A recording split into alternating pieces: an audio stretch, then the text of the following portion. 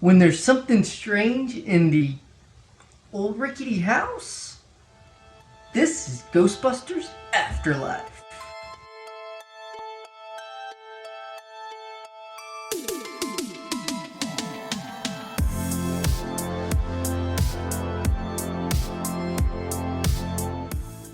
And welcome back to the SuperCaZt, and hello everybody, I am Superfosh, joined as always with my partner, Mr. Steve Z, the man who put the Z in SuperCaZt. And I want to say hey again, guys. I wasn't around last week. I had to take a sick day. I do appreciate Steve Z holding the ship up quite nicely last week. Did a good job, sir. Yeah, I chalk it up to those kryptonite cereal that you were eating. That's it, man. I was down for the count. That was a bad move. Don't eat that stuff. Oh, it was bad. Don't eat kryptonite cereal. But I am refreshed. I am ready to go, and we are talking about a actually rather new movie. We do talk a lot about some of our favorite movies that we grew up in, but this is actually kind of a new one, and it's a sequel of sorts to an older movie. But this is Ghostbusters Afterlife. And before we get into it, though, if you guys have not, if this is your first time listening to us, thank you again. We do appreciate everybody who listens to our show and comments and shares it and all that good stuff, so thank you so much. If you're not familiar, we do have a Facebook page. Just go to Facebook and search SuperCaZt with the Z, like my buddy Steve Z there, and follow us. We're also on Twitter at SuperCaZt with the Z, and all our shows are streamed on Spotify, so just look up SuperCaZt on there as well. And tell your friends. Let everybody know, because we just love doing these shows. And again, I want to thank Steve so much for holding the fort down last week, and he did an awesome job by himself. But I am so glad to be back with you guys, and so glad to be talking about this movie because ever since I saw it in the theater, I was really excited to talk to Steve about this movie, and we finally get to do so. So. Really happy to do that. But before we get into that, man, how you doing, Steve? What's up? I'm doing well. It's a nice week, nice weather. It's spring, and I really enjoyed this movie. I'm equally glad to be talking about it because here's the thing: going into this film, I did not think I would like it. I saw the cover, and I know you're not supposed to judge a book by its cover. But I was not enthused. Granted, the cover I saw was not the actual poster or anything. It was the Blu-ray case, and it had these little Stay Puft Marshmallows men on it. Yeah. And I'm just like, yeah, I don't know about this. So I was actually against this movie for the first, 20, 30 minutes I was watching it even. But I eventually turned around, and you'll get my thoughts tonight. Awesome. I think it was a lot better than I thought.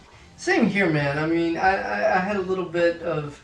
I had some excitement going into it. I'm not going to lie. I was excited just to see, that they were going to use the originals and it was going to be kind of a continuation because of what happened a few years ago. And we're not going to get into that movie and we're not going to talk about that much, but I would be remiss to not mention that because, that gave me a little bit of a pause too. Yeah.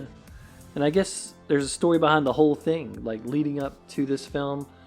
I mean, it starts back as early as 1989 when Ghostbusters 2 came out, and Bill Murray was just angry with the world, and especially at Ghostbusters. Even while filming that one, he was just like, yeah, this sucks. This is going to be a terrible movie. I'm done with Ghostbusters. And he was the big holdout, I think, going for like Ghostbusters 3 ever happening. Yeah, I could see that. I think the other guys were on board. Right. And he's like, the only way I'll do it is if you bring me back as a ghost. And they just wouldn't do it. And then we all know what eventually put Ghostbusters 3 out of the way from happening.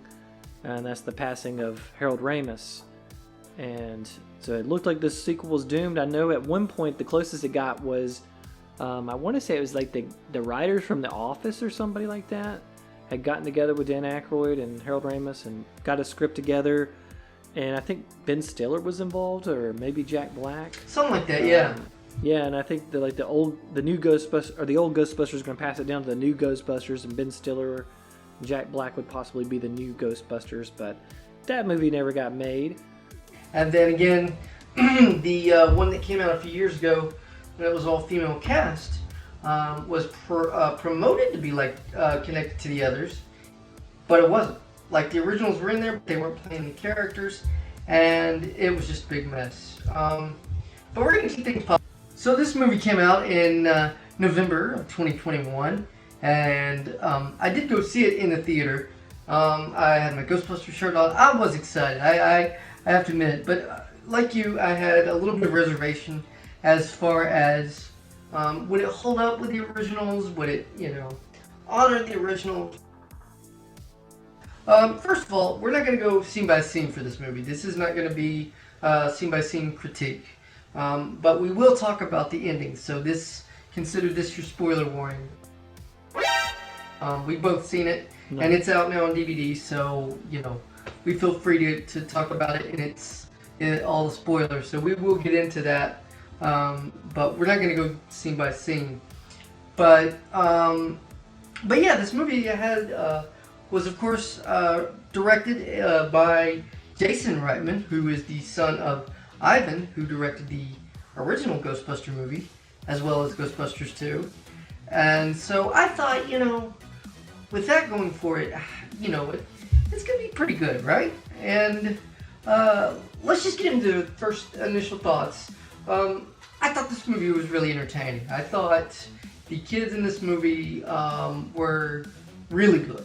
I was really almost surprised how good the kids acted in this movie, because I just thought that they would could bring it down a little bit, but I think they did a really good job. From Phoebe, who was obviously the standout. I think she might be the best character in the entire film, as far as that's concerned. But then you had Podcast, and of course Phoebe's brother. Yeah, definitely. Then Wolfhard from Stranger Things. And by the way, man, please tell me you felt this way, but when I was watching this movie and they break the Ecto-1 out and they just go on the joyride, have you ever been more jealous of little kids in your life? Because I mean, it's like, they're just driving that car and... Yeah.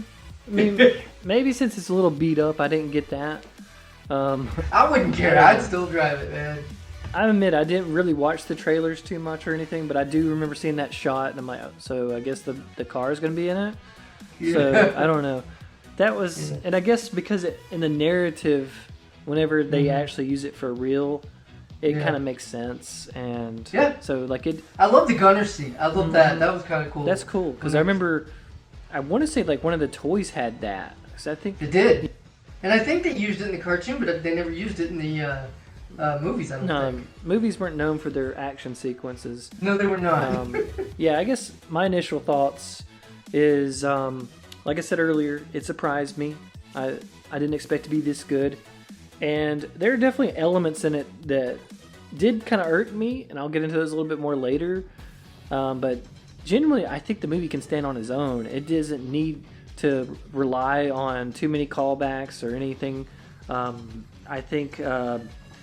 when it's at its best, it's trying to do its own thing, and I think the lore that it creates, as far as like tying into the old film, Ghostbusters 1, the whole Shandar thing, and how basically that cult had resurfaced in this area, and Egon tracked it down. I thought that was really neat to tie the two films together with that. But also, I thought that it had its genuine parts that if you were like a kid, this might scare you. Just like the original. The original had some horror elements that would definitely freak some people out. And I think that's the thing that makes these movies work, is the horror has to feel real, the laughs have to be big, and you have to feel that. So I think it definitely surprised me, and I guess we'll get into all that other stuff now. But yeah, definitely.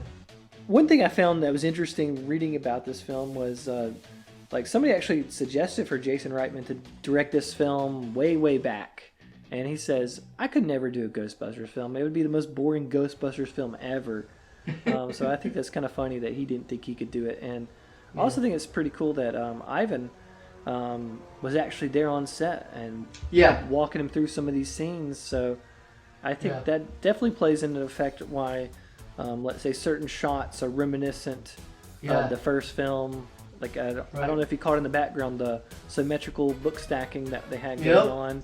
Yep. Things like that. I thought they were pretty neat. Yeah, I agree. I think once I learned that Jason was going to direct this film, and Ivan was obviously one of the producers, I thought, you know, they're not gonna let this thing get too out of hand and too crazy. I thought it was an interesting thing to you know, have this film set outside of New York, because, you know, the first two are in New York, and that's what you kind of symbolize with the Ghostbusters franchise, you know, because there was no firehouse. There was Ecto 1, as we mentioned a minute ago, but it definitely had a different feel as far as the tone and everything going into the movie.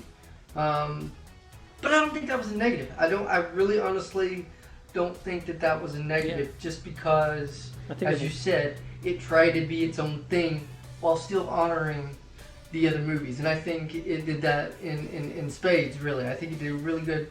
And as you said, I think having both Ivan and Jason working on this film, you know, was a big reason why it did do so well. And, you know, it's crazy to think that, you know, just a few short months later, then, you know, Ivan would pass away. I mean, it's almost kind of poetic, you know. You do this last film, and then he's gone. And I just think when it was really good, it was really good. And I thought that the chemistry was good between the characters. Let's go ahead and get into it, though, as far as some of the nuts and bolts and everything. As we said, we're not going to go scene by scene, but what did you think about Paul Rudd's performance in this film? So, before I get killed with this, I'm going to go ahead and say I'm a Paul Rudd fan. Like, I like most of the movies he does. I mean, he's like one of the most beloved men in probably the U.S., maybe the world. Yeah. I'm one of those few people that actually like Ant-Man. I think it's a pretty good film. Granted, I don't think it's great cinema, but I do like that one, and I think his charisma is a big part of that. But here's the big but: I don't think he's that good in this film. I think he's definitely, I don't know, not gonna say phoning it in, but I don't know. I can't really put my finger on it, what I don't like about his performance, because I like aspects of it, such as the fact that he's actually a scientist. He's a seismologist living out here in this nowhere world. I like his attempts at dating Phoebe's and Trevor's mom. But after that, I'm just kind of like, I don't know, he's not that funny. He's not as good as he is in most films that he's in. And that's probably just a me thing, if I had to say. Well, and that's the thing. That's what's great about this show is Steve and I are friends, and we'll be friends, you know, no matter what. But I have to disagree with you. So I get your apprehensions on Paul Rudd, or your opinion, I should say, on Paul Rudd's performance, because watching him in the previews, while I thought he was going to be good, you just never know. But I have to admit, man, I really liked his performance. I don't think he was trying to steal the movie from anybody, and I think he could easily do that, being the, you know, veteran comedian on the show, as far as, you know, throughout the movie. I mean, I know the others were in there, but him being present pretty much the entire film, I think he could have easily stuck out and it kind of be his movie. And I don't think, at least from my opinion, I don't think that was the case with this performance. I thought he was pretty good. I believed him as a scientist for whatever that's worth. I really thought he did a good job of that, and of course, I know you and I talked off air about the whole Stay Puft scene, and I don't know if you want to get into that right yet, but no, let's save that for later. Yeah, okay. So yeah. But I liked his chemistry with the female lead. I can't remember the actress's name, but I thought that they had a pretty good chemistry. I don't think that was even overdone as far as, you know, shoehorning a romantic relationship. I don't think they even had a kissing scene or anything like that, did they? No. They went on a date and it was very awkward. And I actually liked that part. I like how she really wasn't into him, but basically she's going to play along because he's probably the only guy around her age and her demographic in that whole town. So, I agree. You got the nerdiness thing down, but as far as, I don't know. Like I said, I can't put my finger on it. Maybe if I watch it a second time, I might like it a little bit more. But for the time being, I'm just not a huge fan. But there's some other things in the movie to talk about. So. Yeah, definitely. And I think the biggest thing, the biggest question for me going into the film, and it probably was for you, was how's the kids gonna do? Obviously, if you watched any of the trailers or saw anything, you knew that these kids were gonna, you know, drive the ectomobile and that sort of thing. So my question was, is this going to be hokey? Is this going to be believable, or, you know, all that? And I have to say, I think all of those kids did a really good job. I think the writing for those kids was really good. They were believable as kids, as just, you know, your normal 12, 13, I don't even know how old they all are, kind of kids. And none of them really bothered me at all. What did you think of their performance? I guess just going down the line, the ones that I really like, obviously, we already mentioned her. McKenna Grace as Phoebe. I think she's pretty much the best part of this movie. I think she's the best performance. I agree with that 100%. I think she's got the most to do, and I think she's very believable. You seem like, you're channeling Egon. You seem sort of like her, he would if he was a little kid. And I really like her attempts at humor. That's my favorite part of the whole movie, probably. That is the only time I actually laughed in the movie, is when she would do her jokes, actually. I thought that was pretty good. And I also like her. I love it. I just looked it up on IMDb, the name of the guy, and they get him listed as Phoebe's classmate. But Logan Kim, who plays Podcast, I like him. I thought he had. No, actually, I take it back. He made me laugh too. So there's two people that made me laugh in the film. He did. He was great. I love his little shtick about visualizing how can I channel any of this. I'm going to interview anybody. I'm going to do some voiceover while I'm walking down the street. All that stuff. It's all part of his show, and I thought that was pretty cool. Yep. Now this is where I kind of get like, I don't know about this one guy, and that's Trevor. Played by Finn Wolfhard, and I know why they put him in there, because he's probably the best known of these kid actors, and definitely going for that Stranger Things thing, kind of vibe yeah, that they got going. But and I don't think it's the actor either. I just don't think they gave him anything to do. I mean, other than going and I agree with working at a burger place and liking the girl and driving the car, that's all he did. I mean, he kind of just goes in all in on this living in a new town, doesn't really put up anything. I don't know, he doesn't move along the plot too much. So I just don't think they gave him much to do. So he's kind of a non-factor for me, really, which I didn't really think going into it. Yeah. I think, you know, first of all, I think his casting was so people would be like, oh, I know him. He's great in Stranger Things. Maybe he's good in this. So let's go watch that, because I'm sure he has tons of fans from that show. But I think if they did give him as much as they did Phoebe, it would probably feel more convoluted. Like you would have to follow two different stories. Because there kind of was one with him, it just wasn't so detailed as Phoebe's story. Because I think that's the thing. I think this is Phoebe's story, if we're gonna, you know, say it like that, if that makes any sense. And the other guys are just there to kind of like support, especially that you mentioned Podcast. I thought he was really good too. And I think, you know, maybe too much of him would have probably been not the best, and maybe too much of Trevor would have not been the best. I do like what they did with Trevor as far as him being interested in the car, because I mean, I'm crazy about the Ecto one, man. That's like one of my favorite cars in anything. Like, that, Knight Rider, maybe the Batmobile, top 3 movie cars of all time, you know.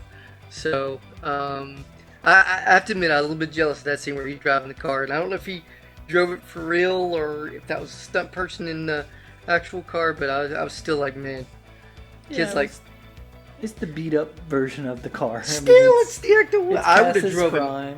Dude, I would have still done it. I mean, come on. Yeah. It's the Ectomobile, man.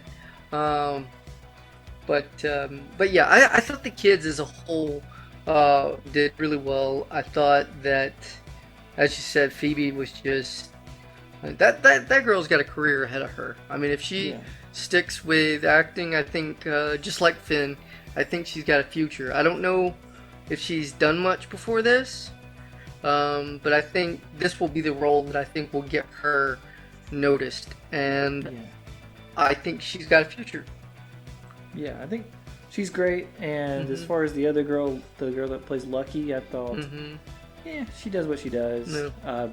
I don't feel any strong feelings either way with her. But there was, at least I think that's who it was trying to be. There was a ghost that looked kind of like Slimer, but they never ever said if it was or not. Did you know anything about that? Because it's not. I think it's supposed to be this film's version of Slimer. Okay. Very much a callback to Slimer as far as his look. Right. But this one's supposed to be like Chomper or something. He eats metal. I was a little disappointed in that they didn't bring him back, but it doesn't really make sense. You're right. It did. I mean, yeah. And that's when we get into the critiques later. Some of the things they bring back, I'm like, this doesn't really make sense. But we're not there yet. Let's keep talking about some good things. I love the vibe of the movie itself. I love that it was, and you made it even different. There was a different vibe about this film from the beginning. Obviously, it's a different location, so that definitely helps with the vibe. But it still felt like a Ghostbusters film. As different as the vibe was, and new cast and the kids and everything, it still felt very Ghostbustery. I know that's not a word, but it still felt like we were watching something in the universe that the originals, especially when they would show the news reports of the '84 movie. I thought that was a really nice touch, where it kind of showed, young Ray and them, walking down the street and everything. And I thought that was a really, really nice touch, really nice callback. What about you? Did you kind of feel that way yourself watching this movie? Yeah, I mostly liked the vibe. I thought it was neat that it was trying to stand on its own legs for the most part. And like I was saying earlier, it's just one of those deals where when it's doing its own thing, I like it a lot. And in this case, I like how it didn't try to go all in on the comedy. You do not have Bill Murray, Dan Aykroyd, Harold Ramis, all those guys as your stars. So don't even try. I don't. I mean, I like that pretty well. They definitely scale back on the humor. Yeah, it's not a laugh a minute like the original two. No. And I think they probably could have played up on the horror a little bit more, but I guess it's supposed to be more a kids movie. Maybe. But I like that. I like the small town setting, getting away from New York. And at first, I wasn't a fan of the needle drops that kept happening. Like they keep playing the old 50s and 60s music. But then I started feeling a little bit more, saying, I like these songs. And I guess they're trying to create the atmosphere of this town that's kind of lost in time. Like there's no other places like this really in America anymore. And I guess that's true because this is actually filmed in Alberta, Canada. So that's not really America.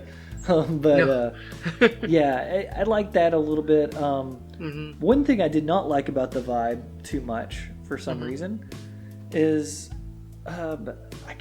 the score, when they would use the old score from the library scenes. That just rubbed me wrong. And I'm pretty sure this is a me thing, because I'm sure some people are like, oh, this is awesome, this is great. But for me, when I hear that score, it's just so etched in my mind. It just doesn't match up with what you're picturing. It does not. And it makes me skip a little bit, because it's weird. It's like if you take the Rocky score and you put it at some random sports movie other than Rocky, I'm just like, okay, this is just a montage of some sort or something. For me, in this case, it's like, I don't know, it just didn't work for me, and that's why I'm saying I like this movie when it's not doing that, when it's doing its own thing. I'll defend that simply because I do understand what you're saying. When you hear something that's out of context from something else, it is kind of jarring, and it is kind of like, wait, what? That doesn't fit. Last time I heard that, that was not going on the screen. So it's kind of a weird thing. But I think it's just one of those things, and this is just my opinion. I think it's just one of those things. Once you hear something different, if I would hear that a couple more times, maybe I'd be okay. Because I'll say it like this: we mentioned before the Ghostbusters video game came out a few years ago. They have a lot of the same score from the original movie, and so you'll hear different things, even though it doesn't match up with what's going on when you heard it last time. So you're like, oh yeah, but it's still kind of out of place, I guess is what you're saying too.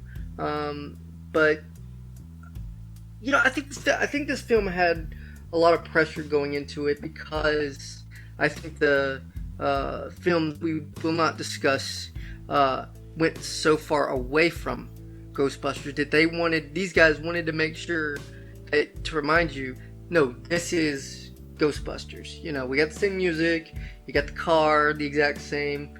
I mean, so I think it was just trying to keep people realizing, this is familiar territory, even though it looks a different place and a lot of different cast members in there. Maybe keeping the music kind of kept it, in the same ballpark as the other Ghostbusters. My thing is, you already have the proton packs, you already have the PKE meter, you got the car and all that stuff. So I'm like, you don't really have to have the score. I mean, I think that it's enough on its own. Just basically look at it, Ghostbusters 40 years after the fact almost. I think that works for it. And I'm with you too. I like how they pull in that they're watching the stuff from the first movie on YouTube. Like they see the old commercial and see them like looking at basically a documentary of them going up there to save the world. I like that stuff because that's a good reimagining of what this would look like in the 21st century. But and it's probably just a me thing I'm saying. Sure. Because I'm just tired of movies doing this to me. Saying, hey, do you remember this? Yeah, this is still good. Remember this? Get all cuddly on the inside. That doesn't do it for me. I want you to be able to make a movie that can be its own thing.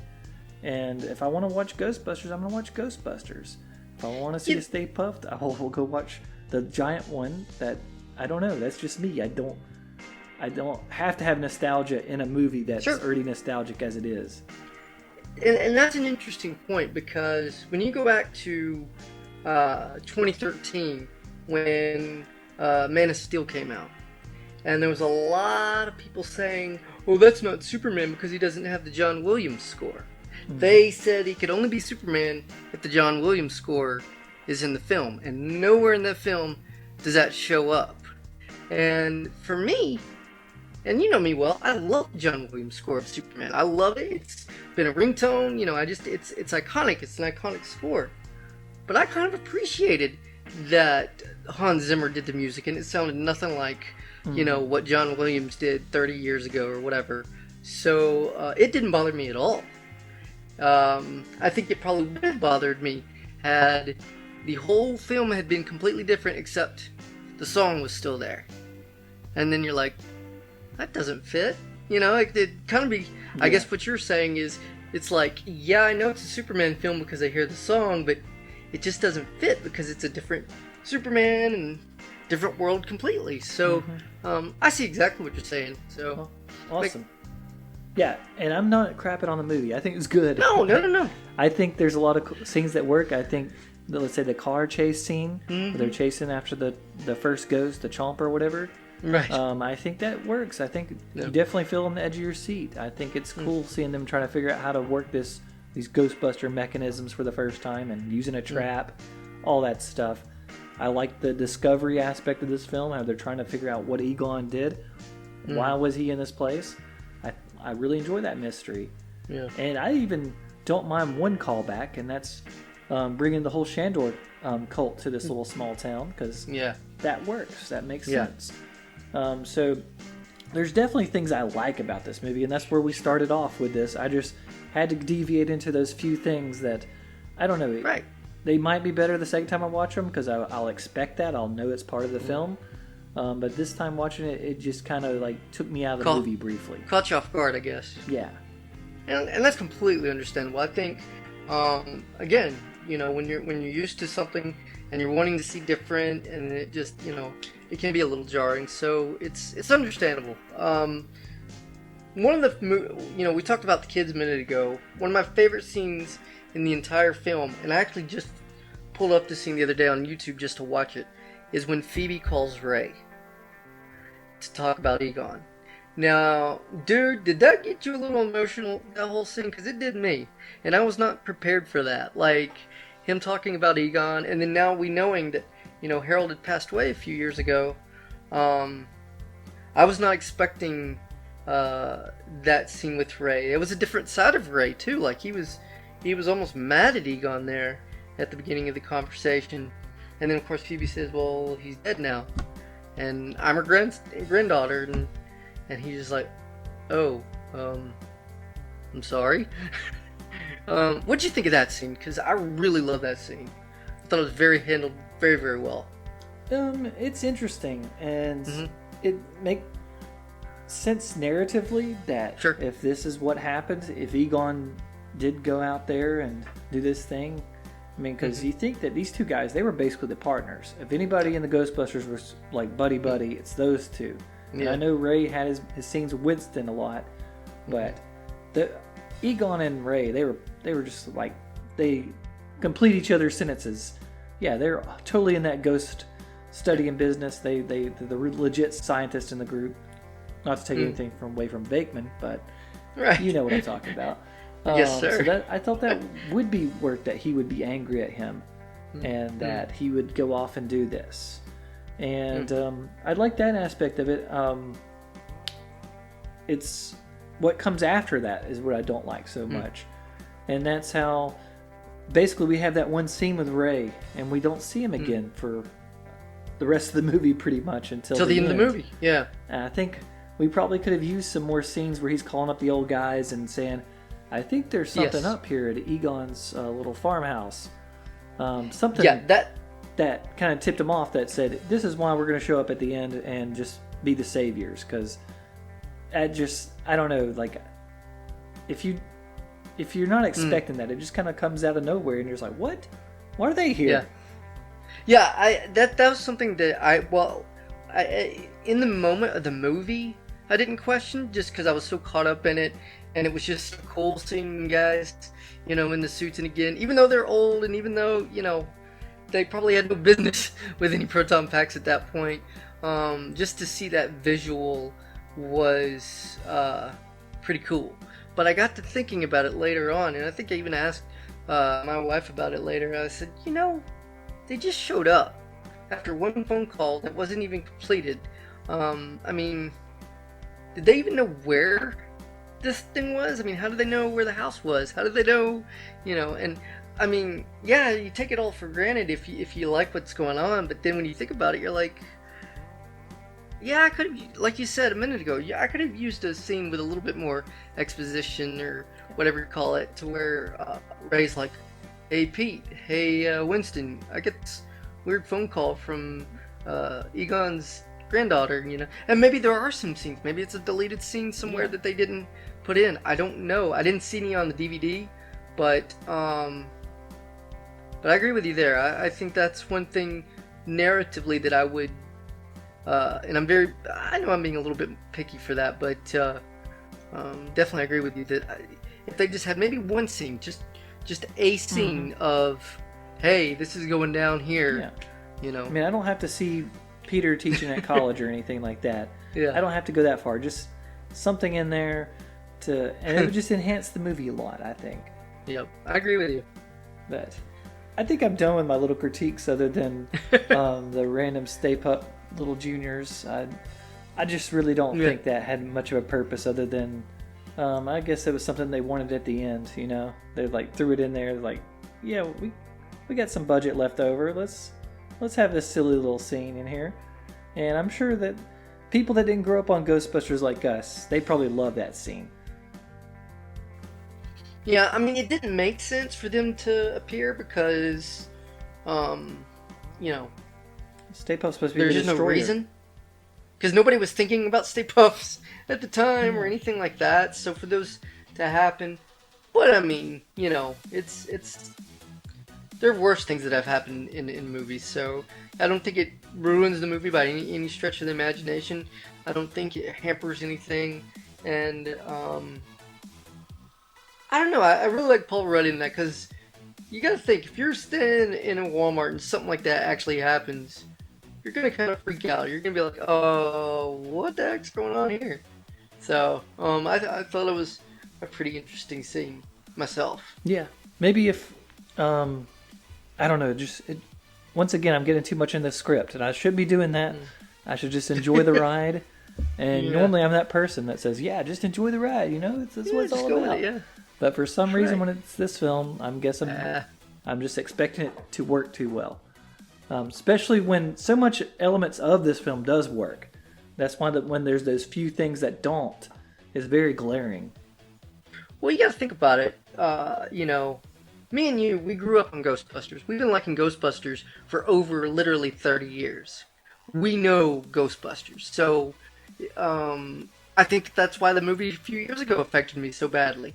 Because that's not what I remember. That's not what I liked. So, if something is different, then, it's a little jarring sometimes. Because it's like, this is not what I remember. This is not falling in line with what it was this way. So, sometimes I guess it's a little adjustment to something different, Yeah. And I don't think the fact that it's different, like I said, when it's different, this movie's Right. great. I mean, Right. like I love how many times they've reimagined James Bond or Godzilla over the years, and it's different, but I like Yeah. it. So I don't know. I think let's finish up on a good note. So Yes, sir. what? I agree with that. Why would I watch this movie again? I think it's just I really like these characters, these young kids. I like hanging out with them. I hope they actually make some sequels to this. I hope that this is not the end of the series for 20 or 30 years. I hope they don't do another reboot. I think that'd be a Yeah, bad for real. move. Let's try to stay in Yeah. this universe and Yeah. do something with these kids. Maybe, I don't know where they could go. Just try to do its own thing. I think that would be the best thing for this series going forward. And I know Sony likes making money, so they'll probably go that route. I think this was a good love letter to the originals, especially the '89 movie. Obviously, the villains are kind of the same. I'll tell you who I was missing from this movie, and that's Louis Tully. Yeah. I was like, where is Louis Tully going? What's his deal nowadays? Again, I didn't need him to be a big part of the movie, but if he'd had a little cameo, that'd have been great. I was a bit bummed that didn't happen. But I do think, all in all, it's a great love letter to the original. I think it's, I do think, like you said, when it does its own thing and it kind of branches out a little bit, I think it works. I think it works in the context of the Ghostbusters universe as a whole, and I think that where the kids could have been kind of annoying and just like, oh man, this is just going to be Ghostbusters Jr. or, whatever. I was pleasantly surprised to know that they really did a good job. Yes, they're kids. Yes, they, made kid jokes, but I think they were, really good. Yeah. And I think you get that joy that they feel busting ghosts and doing all that stuff. I think that's magical. That's awesome. And it's funny when you said the Junior Ghostbusters, I thought about the cartoon. I'm like, yeah, I'm glad they didn't end up like those on the cartoon. They were pretty lame. Yeah. Yeah, no kidding. So, it's one of those films that, I don't think you have to be a Ghostbusters nut to appreciate, like you and me. My wife enjoyed it, and I've heard a lot of other people that did not grow up on Ghostbusters said they enjoyed it. So I think it's a good film on its own. But I think it is also a good point to not reboot the franchise, but kind of get it kick-started again and see where it goes. I've read in the last couple weeks a few rumors, and since they are rumors, I'm not going to mention them on here because no need for that. But I've read some stuffs that kind of give me a little bit of concern. But I am interested to see where they go. Obviously, now that Ivan has passed away, who, along with Dan Aykroyd, started this whole thing, I think it's now Jason's show, officially, if he decides to come back and direct the next one, which I hope he does. I think he did a good job directing. I think it's a good film all on its own, and we'll see. We'll see where this franchise goes. Like you, I hope they don't just sit on this and wait another 10 years to do something, because I think people really enjoyed this film as a whole. So yeah, I guess we'll see. It exceeded my expectations, so that's great. I love it when movies do that. Yeah. And another movie that met my expectations, possibly exceeded them, is the one we're going to be talking about next, and that is Baby Driver from 2017. Great film. It is. Wanted to talk about this one because ever since I've watched it, I've been listening to the soundtrack a ton while I'm driving the car, and it's just a fun movie to kind of replay in your head. It is. I love good car chase movies. I love good stuff like that, and this movie is highly entertaining from the beginning. Really, like it straps you on the rocket, and you're off right from the start. Definitely. So that's what we got next time on SuperCaZt. Yes, thanks sir. for joining us yet again for Ghostbusters Afterlife. We'll be checking out some new movies later this month, but we still got a lot of other old classics in our catalog that we're going to check out as well. So stay tuned. Any parting words?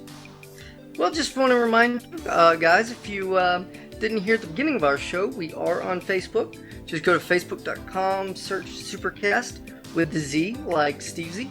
And we're also on Twitter. Again, search @SuperCaZt with the Z. And our shows are uploaded on Spotify that we share on our social media. So if you want to get it directly from Spotify, just go and look for our page on there. And we do really appreciate everybody's support. I've gotten a lot of good feedback from it, and we're just having a blast doing these shows.